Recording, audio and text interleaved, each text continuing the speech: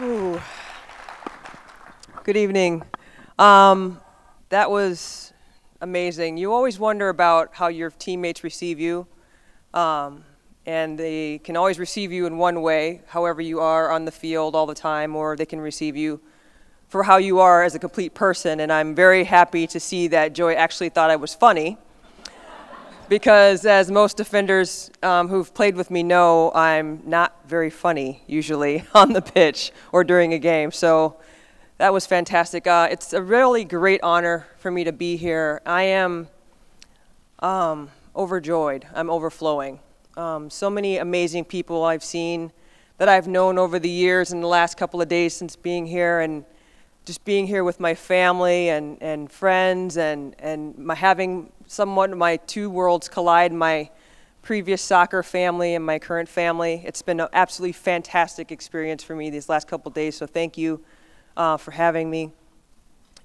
In everybody's lives, they have the family they were born into, and then they have the family that they choose.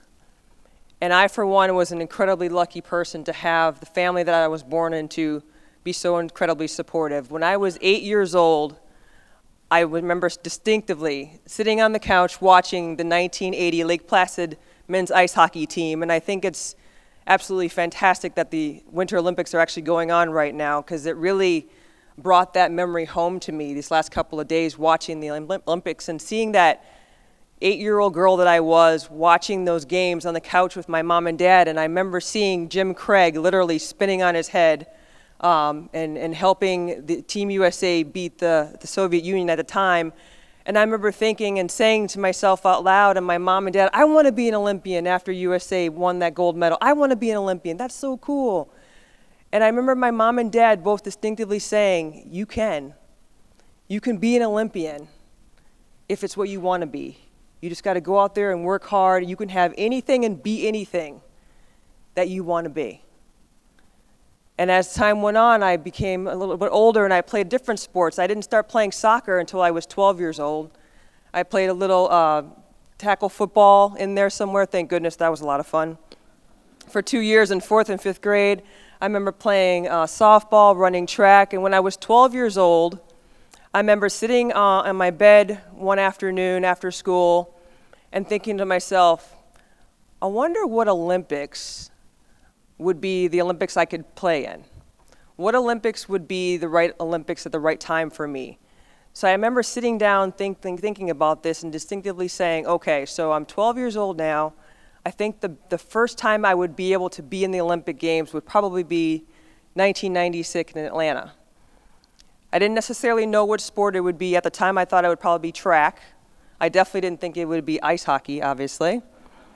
But I remember sitting down on my bed and writing out a sign that said, Atlanta, 1996, I have a dream. And it was an 8x10 piece of paper, and I took that piece of paper and I stuck it on the wall in my bedroom. So every morning when I'd wake up, I'd look at it and see it and remember it and think about it. And then every night when I came home, before I went to bed, I would see that sign. And day after day, week after week, month after month, year after year, that sign was there. And I remember saying to my mom and dad, you know, as I grew up, this is what I want to do. I want to be an Olympian. And they said, yes, you can, honey. Yes, you can. I was really fortunate to be born into a family that was so incredibly supportive. And particularly my mom and dad were there with me every step of the way, every practice, every game, tournaments, local, across the country, every sport I ever played, they always said, yes, you can. Yes, you can play that. Yes, you can play basketball. Every single time. The only one time they said no was ice hockey, which is ironic, right? Because that's the one that inspired me the most, but that was the one they were like, ooh, that's a little bit too dangerous. We don't think, we like those sticks, that ice and those blades. So no to that, but yes to everything else. And I was grateful, internally grateful for them.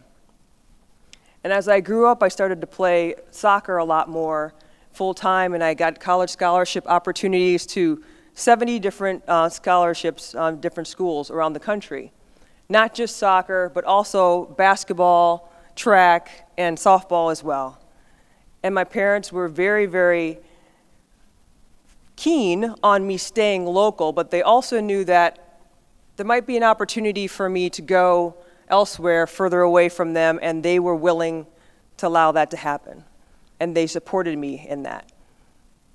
And they loved me, and they cherished me, and they said, you know what, Bri, you got to do what you got to do. You make your decision, and you choose which school is best for you, which program suits you best.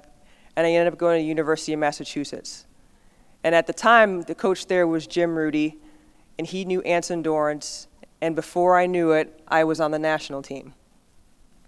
After my senior year in college, I got called in for November training camp in 1993, and that was the very first training camp I ever had. And at that time, one of the coaches was Tony DeCicco.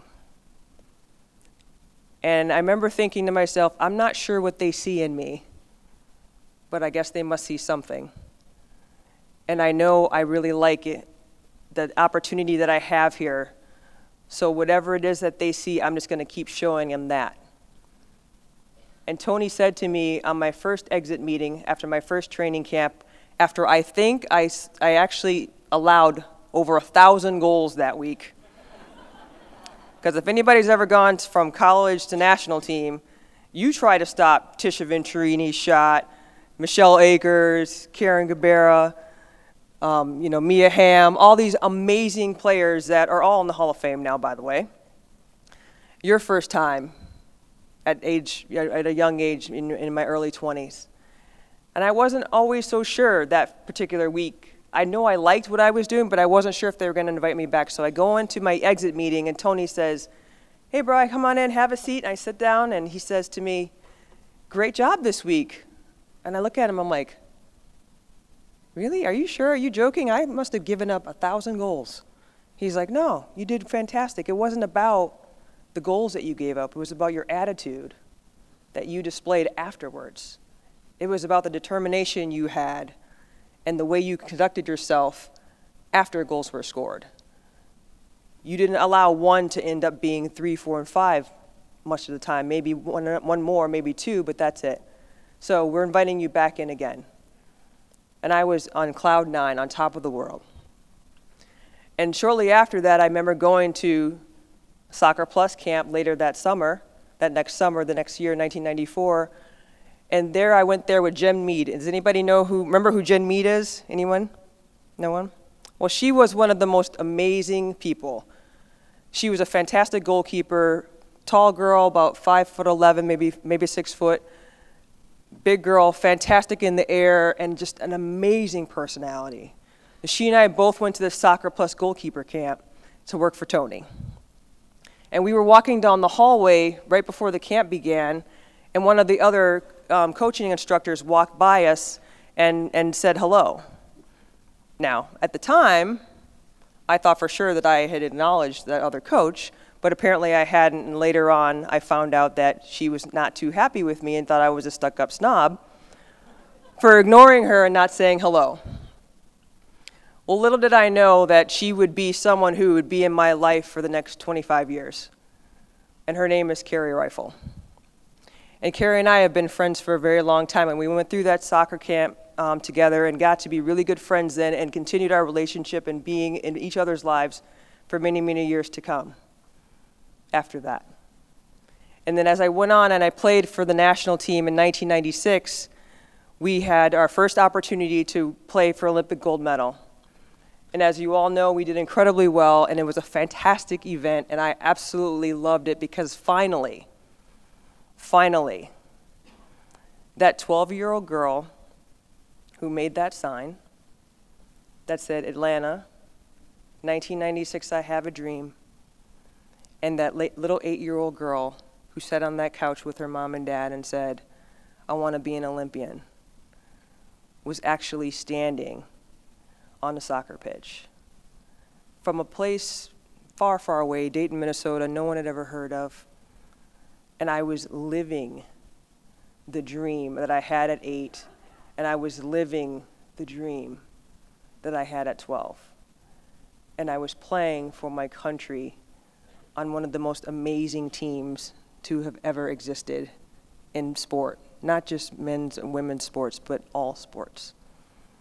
And I had this opportunity to play. and boy, did we play.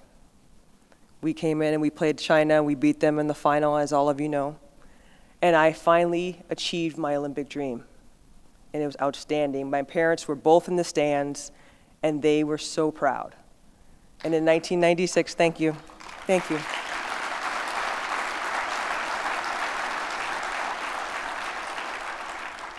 And in 1996, we became Olympic champions. And I remember that medal being put over my head. And I had a flashback to watching the 1980 Olympic team get the medals put around their necks and over their heads. And I remember thinking to myself, boy, this thing is heavy. Wow, this is so heavy. This is awesome. And I just felt this amazing elation and relief that I had finally made it. After so many years of working and great support from my family, I had made it. And as time went on, 1999 came along, and as you all know, that was an outstanding year. I don't think it could be any better, and it obviously couldn't be any more dramatic, that's for sure. And we had a wonderful experience, and I loved it. And it wasn't until the final game where I really understood what we were about to do and what had happened in this country leading up to that. So when we beat Brazil in the semifinal and we sold out that Rose Bowl in, I don't know, a few hours right after that, that's when I really was like, wow, this is amazing. Everybody's paying attention to this. Everybody is tuned in. And as a player, you try to focus on the task at hand. And you try not to get too caught up, if you can, in everything going on around you. But it's hard. It's hard to stay focused. But that team, we were so tight. We were so together. We were so excited and just having fun doing what we do. And the entire country was having fun following us. You know, we were called the Fun Bus, the Girls Next Door, America's Sweethearts, and all these amazing things leading up to that final. And now we were like, we got to win this thing.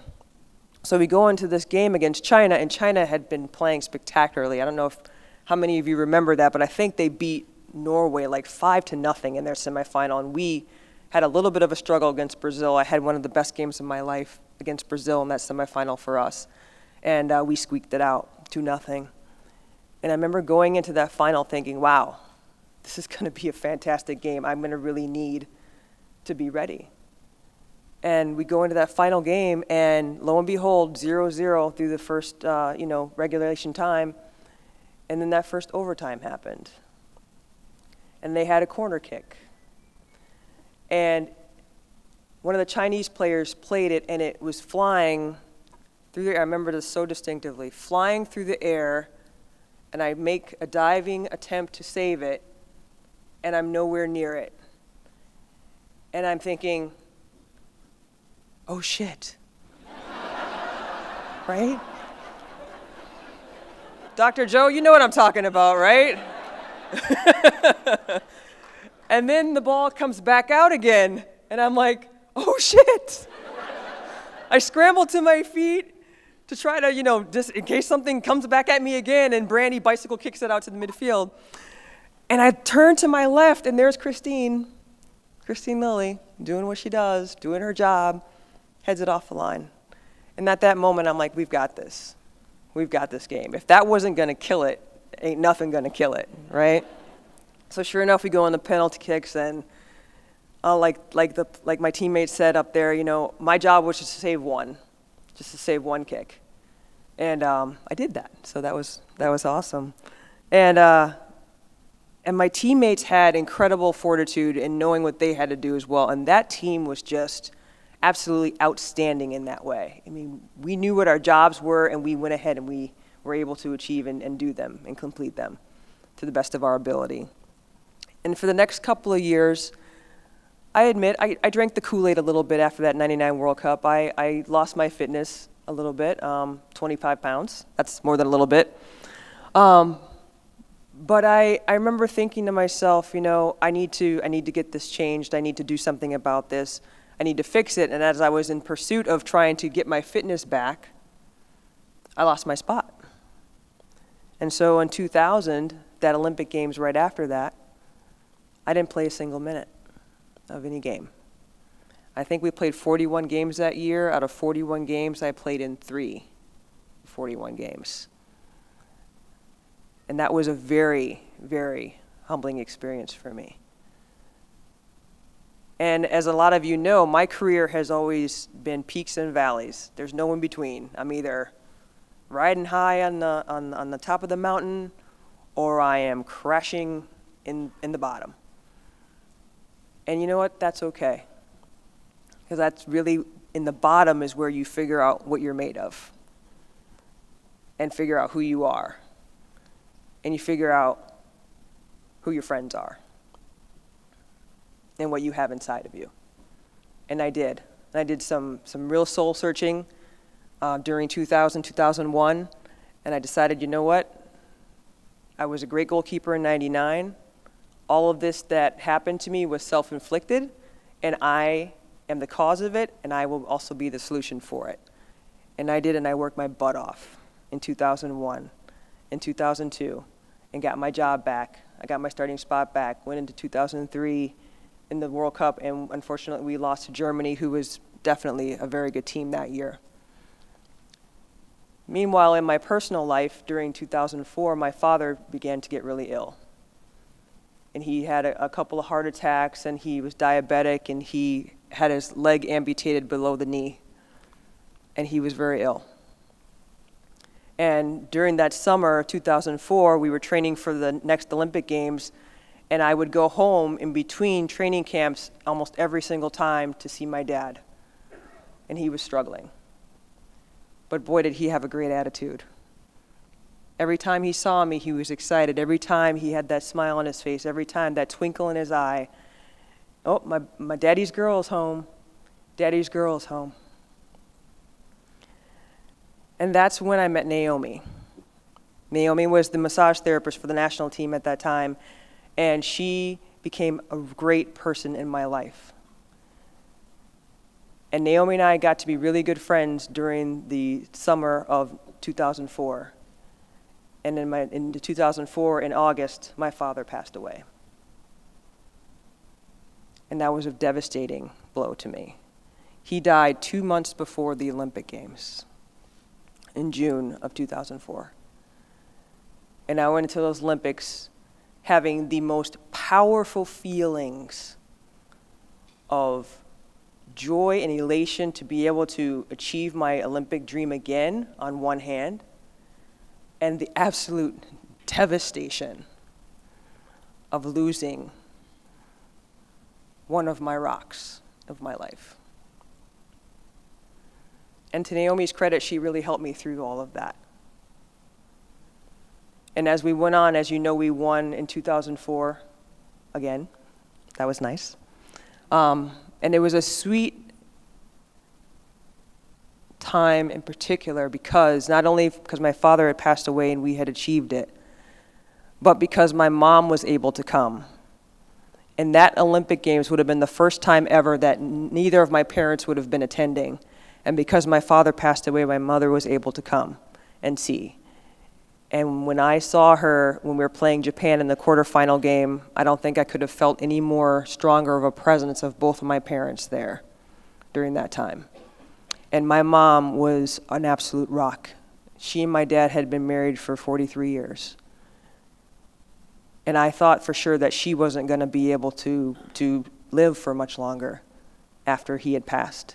But she lived for another 11 years after that. And I continued to play on the national team, and in 2004, as you know, we won Olympic gold again, so that was wonderful. And then after that, I decided that I was going to take a year off and reassess and see what I wanted to do with my career. So I stepped away from the game for about a year, and then I came back in 2006, and it didn't go very well for me. I really honestly felt that my game was no longer anointed because my rock, my father, had passed away, and that's how I felt about it. and I didn't play with the great passion and heart that I really thought I should play with, and so then I retired after 2008 Olympics as an alternate.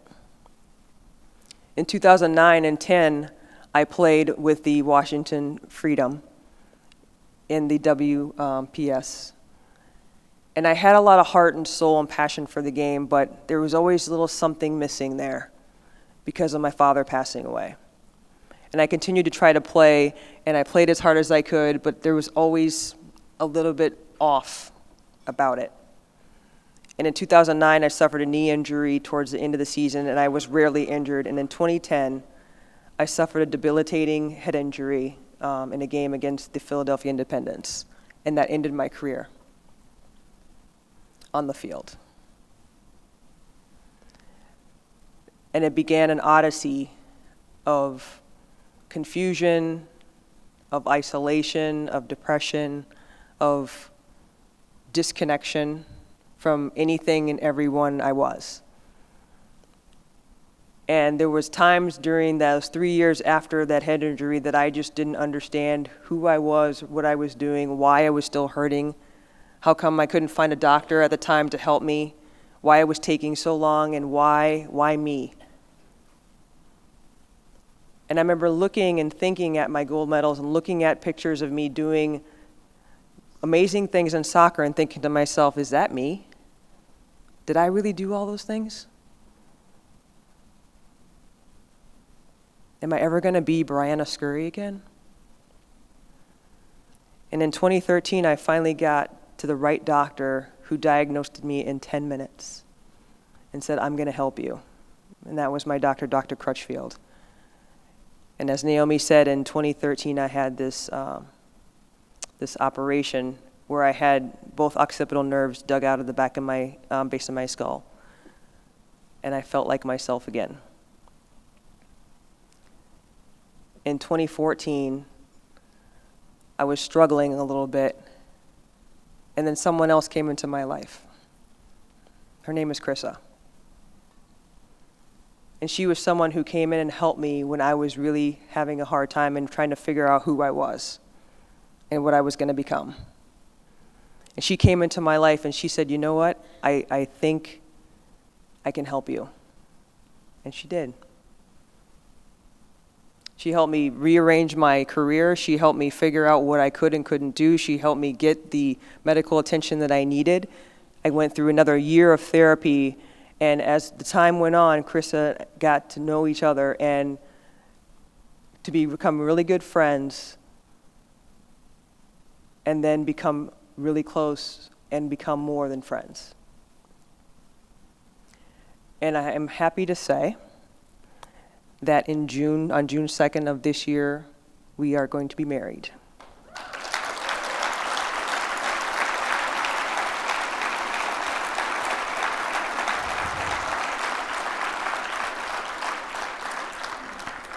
Now, I have had some amazing parents in my life, the family I was born into. And I've also had an amazing experience and fortune to have the family that I chose. Now, Carrie Rifle, who's the person I met at Soccer Plus camp 20 plus years ago, isn't here, unfortunately. And I have nicknames for my friends and my family that I've chosen, and they are called angels. Carrie is my first angel. She's not here. Naomi is my second angel. Will you please stand, Naomi?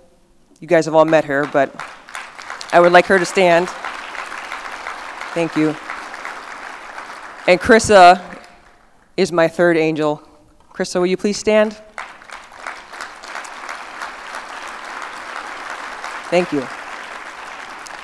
So when people ask me, Bri, how do you define success?